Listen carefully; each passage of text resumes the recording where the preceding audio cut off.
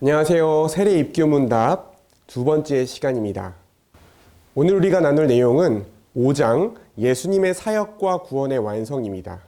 먼저 21번에서 예수님은 어떻게 잉태되었습니까? 그랬습니다. 예수님은 마리아라는 여인의 몸에서 태어나셨어요. 마리아는 남편 요셉과 결혼하기 전에 성령으로 예수님을 잉태했습니다. 이 사건의 핵심은 아담 안에서 원죄를 가지고 태어난 인간들과 달리 예수님은 죄가 없이 태어나셨다는 것입니다. 예수님이 이 땅에 오신 목적이 우리의 죄를 대신해서 죄값을 치르시고 구원하시는 것이었습니다. 그런데 만약 예수님이 죄인으로 태어나셨다면 예수님은 다른 사람의 죄를 대신하실 수 없고 자신의 죄로 인해 죽으시고 그 죄값을 치러야 하실 것입니다. 그러므로 하나님은 성령의 능력으로 예수님이 죄 없이 태어나게 하셨습니다. 22번 예수 그리스도의 두 성품은 무엇입니까? 그랬습니다. 예수님은 참 하나님이시며 참 사람이시므로 신성과 인성이 있는데 이 두 성품이 예수 그리스도의 한 인격 속에 연합되어 있다 그랬습니다. 예수님은 사람의 죄를 대신하기 위해서 하늘의 영광을 버리시고 마리아의 몸을 통해 사람으로 이 땅에 태어나셨습니다. 그러나 한편으로 예수님은 하나님이세요. 예수님은 온 인류의 가치보다 더 큰 가치를 가지신 하나님이시기에 십자가의 죽음으로 온 인류의 죄값을 대신 치르셨습니다. 예수님은 완전한 하나님이시고 완전한 사람이세요. 그러면 23번 신성과 인성은 무엇입니까? 라고 했을 때 신성은 하나님의 성품이고 인성은 사람의 성품이죠. 24번 예수님의 인성이 우리와 다른 점은 무엇입니까? 그랬습니다. 우리의 성품과 동일하나 죄는 없으십니다. 그랬죠? 예수님은 우리와 같은 사람이셨습니다. 배가 고프시고 목이 마르셨고 피곤함을 느끼셨습니다. 그렇기 때문에 우리의 고통과 유혹을 예수님은 모두 다 알고 계세요. 그렇지만 우리와 달리 죄가 없이 태어나셨고 하나님 아버지의 뜻에 온전히 순종하며 사셨습니다. 25번에서는 예수님의 12제자의 이름을 묻는데요. 보시는 대로 베드로, 안드레, 야고보, 요한, 빌립, 바돌로메, 도마, 마테, 야고보, 다데오, 시몬, 가롯 유다가 있습니다.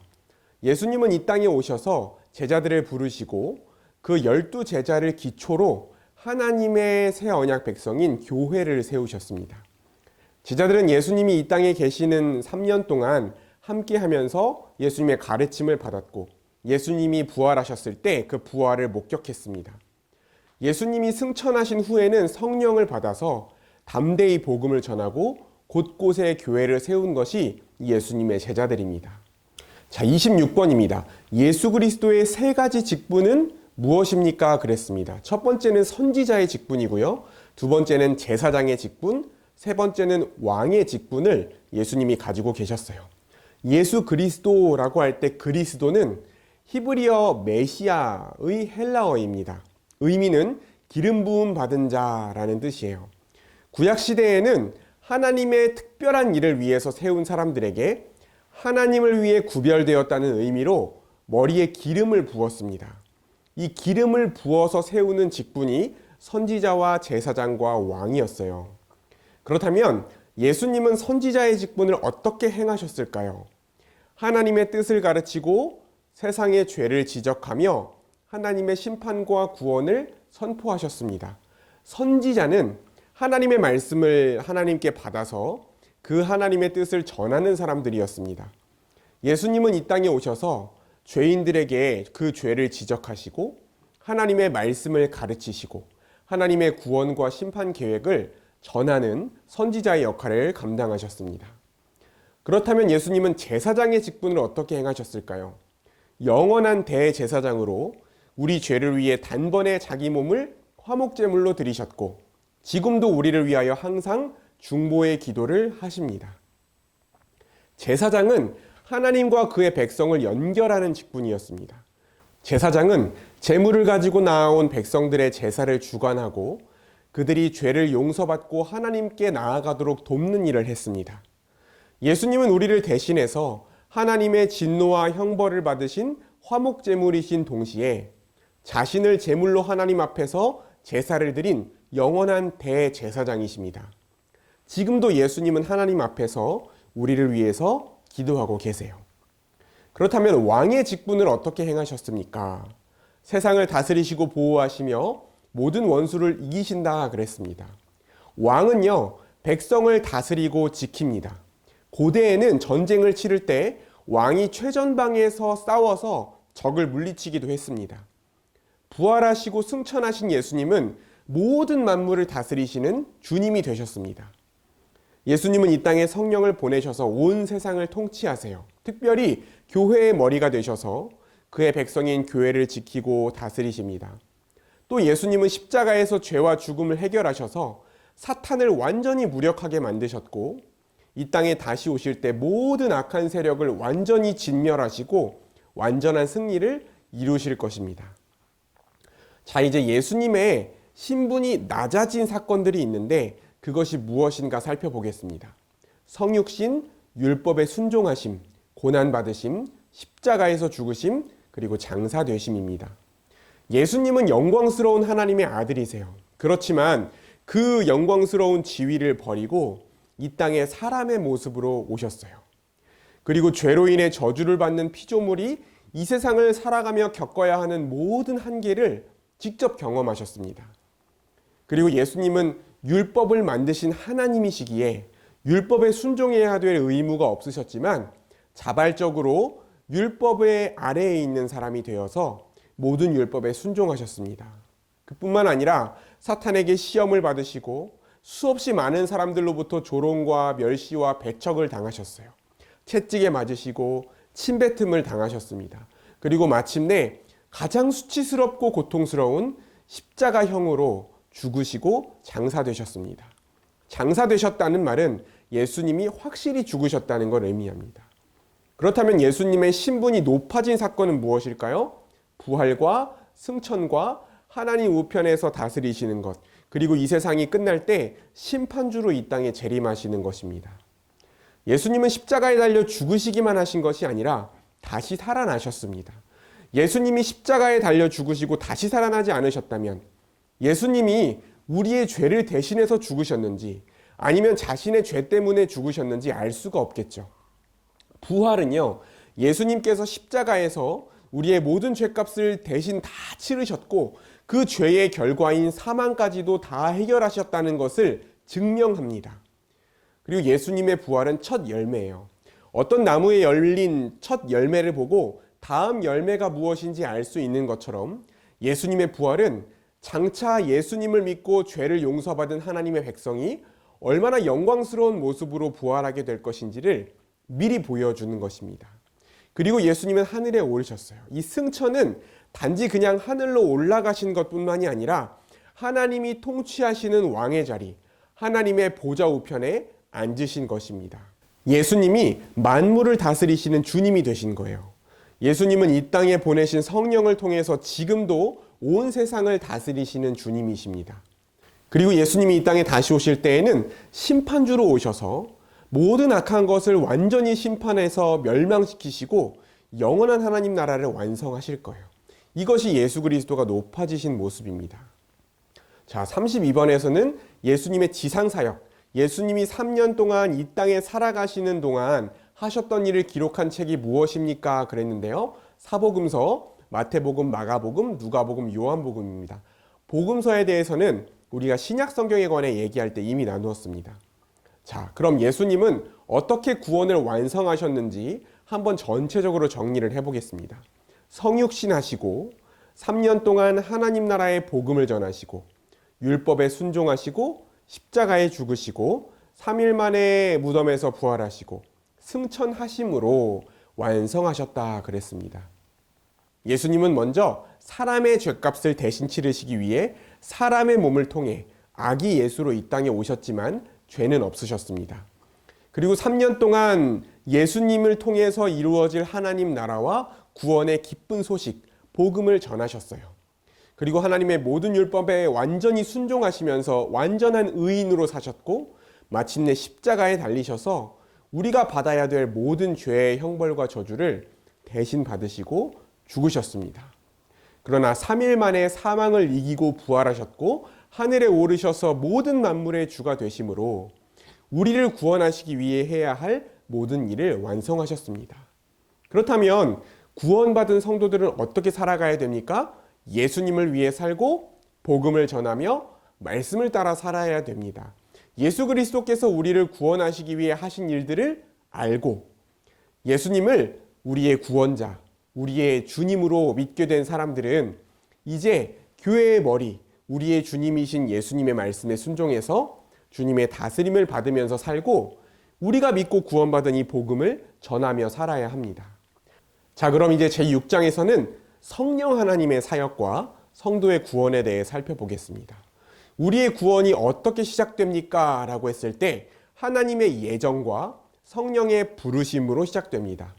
예수님이 2000년 전에 우리 죄를 대신해서 십자가에 달려 죽으신 그 사건이 지금 오늘을 살아가는 우리에게 어떻게 효력을 발휘할까요? 바로 성령께서 하시는 일 때문입니다.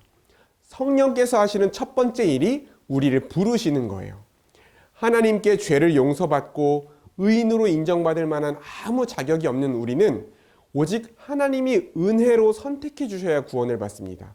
성령 하나님께서는 하나님이 구원하시기로 예정하신 우리를 부르세요. 그리고 뭘 깨닫게 하십니까? 하나님의 말씀과 우리의 죄, 그 죄의 비참함을 깨닫게 하세요. 우리를 부르신 성령님께서는 우리가 하나님의 심판을 받아야 마땅한 죄인이라는 것을 깨닫게 하시고 우리 스스로 그 죄를 해결할 수도 없고 그 죄에 대한 하나님의 심판을 피할 수도 없는 비참한 처지에 있다는 사실을 깨닫게 하십니다. 배가 고파야 먹을 것을 찾는 것처럼 그 죄와 비참함을 알아야 우리가 하나님의 용서와 은혜를 구하게 되고 예수님의 십자가를 의지하게 돼요. 자, 그럼 누가 우리를 거듭나게 하십니까? 라고 했을 때 성령께서 하십니다. 거듭난다는 것은 다시 태어나는 거예요. 구원받는다는 건 우리가 조금 망가진 것을 고치는 정도가 아니라 죄의 지배 아래 살아가고 있는 옛사람이 완전히 죽고 완전히 새 사람으로 다시 창조되는 것입니다. 하나님을 대적해서 자기 자신만을 위해서 살아가던 우리의 악한 양심을 완전히 새롭게 하시고 성령과 동행하면서 하나님을 예배하고 하나님의 통치를 받는 새로운 언약 백성이 되게 하시는 거예요. 그렇다면 성령께서 우리를 무엇으로 거듭나게 하실까요? 하나님의 말씀으로 하십니다. 성령께서는 하나님의 말씀, 예수님의 복음을 통해 죄인을 부르세요. 성령께서 하나님의 말씀을 듣게 하시고 복음을 알게 하시고 믿게 하셔서 죄인이 새 사람으로 거듭내게 하십니다. 자, 그렇다면 진정한 회개가 무엇일까요? 성령께서 깨닫게 하심으로 자기의 죄를 뉘우치고 예수 그리스도께로 나아가는 것입니다. 예수님을 믿고 성령을 받고 거듭난 하나님의 백성은 결코 이전과 같은 죄인의 생활 방식으로 살아갈 수 없습니다. 회개는 전에는 내가 무감각했던 그 죄를 깨닫고 그 죄를 뉘우치고 예수 그리스도께로 나아가는 거예요. 자, 그런데 회개에 세 가지 요소가 있다고 합니다. 첫 번째는 지적 요소로 죄를 깨닫는 것이고, 두 번째는 감정적 요소로 죄를 슬퍼하는 것이고, 세 번째는 의지적 요소로 예수님께로 나아오는 거예요. 회개라는 것은 먼저 지적으로 죄를 깨닫는 겁니다.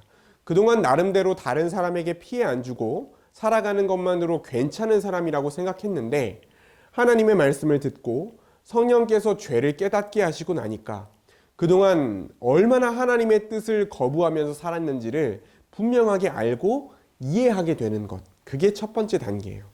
두 번째는 감정적 요소입니다. 죄를 알게 된 다음에는 하나님을 향한 죄 때문에 죄송한 마음, 그리고 그동안 죄인으로 살아온 비참한 삶을 생각할 때 슬픔과 후회를 느끼게 됩니다. 세 번째는 의지적 요소로 예수님께 나아가는 거예요. 회개는 죄를 알고 눈물 흘리면서 하나님께 용서를 구하는 것으로 끝나지 않습니다. 결단하고 의지를 가지고 그 죄에서 돌이켜야 진정한 회개입니다.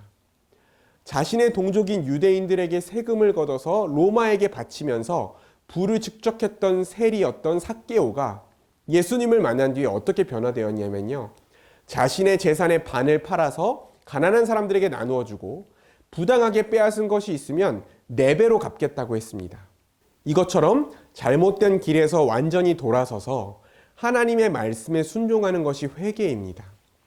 자, 그럼 성령께서 우리에게 어떻게 은혜를 주실까요? 말씀과 성례와 기도를 통해서 주십니다.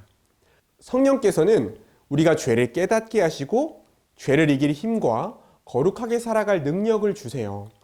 그런데 하나님이 우리에게 이 은혜를 주시는 통로가 바로 하나님의 말씀, 교회가 행하는 성례, 그리고 기도라는 거예요.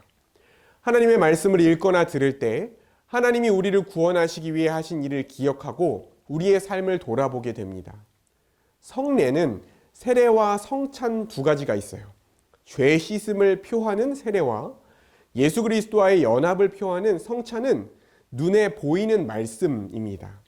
우리는 성례를 참여할 때 하나님이 공급하시는 은혜를 받게 돼요. 그리고 세 번째로 우리는 기도할 때 은혜를 받습니다.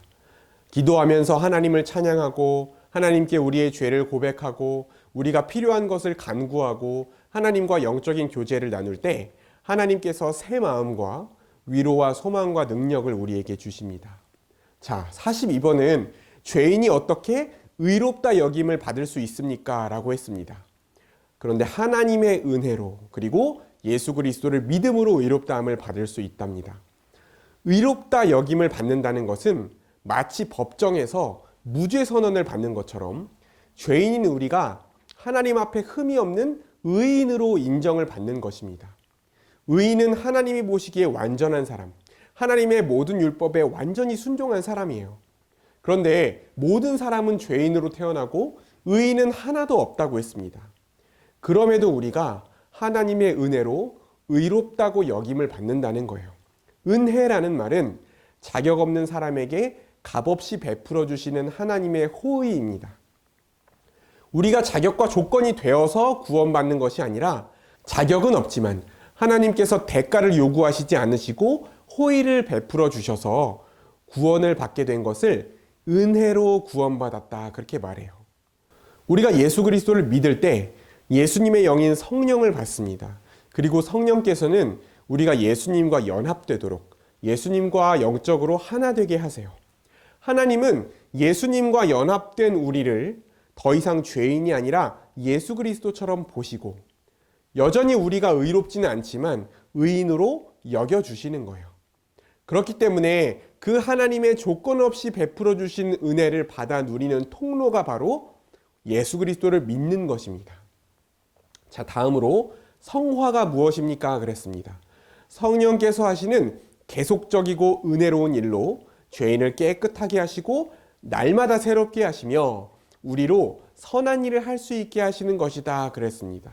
성화는 우리가 이 세상을 살아가는 동안 날마다 거룩하신 하나님을 닮아가는 거예요. 예수님을 믿으면 우리의 옛사람이 죽고 새 사람으로 거듭나기 때문에 더 이상 이전과 같은 삶을 살 수 없습니다. 자기중심적이고 이기적이고 죄로 가득했던 인생이 주를 위해 사는 인생, 이웃을 위해 사는 인생으로 변화돼요. 하나님을 예배하고 하나님의 뜻에 순종하는 것을 기뻐하는 사람으로 변화됩니다. 그런데 처음부터 예수님처럼 완전히 거룩한 삶을 살 수 있는 게 아니에요. 우리는 여전히 죄와 유혹이 가득한 이 세상을 살아가야 하고 우리 안에 남아있는 죄의 본성을 따라서 때로 죄를 짓기도 합니다. 그런데 우리 안에 계신 성령 하나님께서 우리를 평생 동안 죄를 이기게 하시고 예수님을 닮은 거룩한 모습으로 우리의 성품과 생활을 조금씩 변화시켜 가세요. 그게 성화입니다. 자, 그리고 성도가 구원받는 순서를 이야기했습니다.